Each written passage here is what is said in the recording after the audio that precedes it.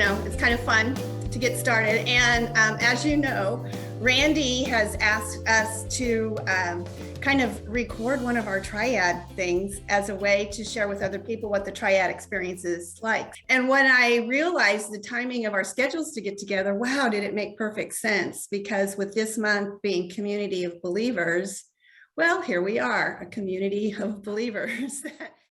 The Fellows program, one of the uniquenesses from the attraction that I found was, and it truly has become a reality in my life, it's the best program that combines the mind and the soul together, the academic part. And if you want to understand where the discipleship part or that soul part, it is really found in this triad or quad. That's what it has been for me. You're not going to get the full program unless you commit to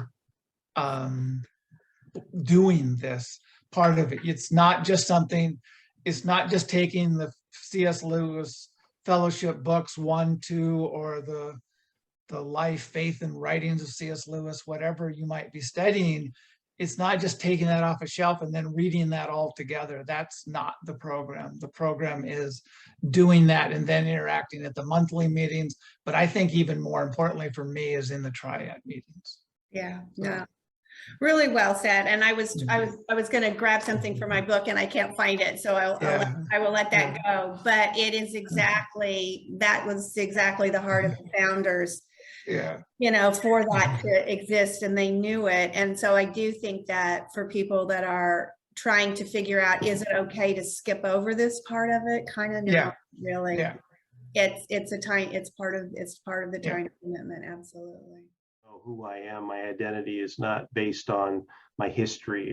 It's much bigger than that. So we could see that. I mean, I think we all probably had some of the same experience, of going, okay, we've dealt with the past. Now we need to kind of go forward. How does this material address what's in front of us instead of what's behind us?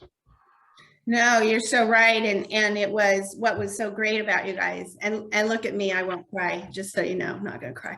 The thing that was so great about you guys is that sometimes, in trying to work through some things, people will want to pull out more than you're willing to give. It's not quite a safe enough environment. And you guys were safe for me. But the thing of it was, part of that is that you weren't asking me anything that was more to my life than I wanted to share. It wasn't like you were trying to put a Hallmark movie script together. You weren't needling me for things that I didn't want to go to. However, when it related to going through, what is my spiritual foundation, you helped me for that. You would ground me in different places and you helped me. And it was a very safe place to do that with you guys. Very safe. Some of that I think has to do with just, friendship itself is not really about getting to know somebody's history. It's really more defined about what are you in love with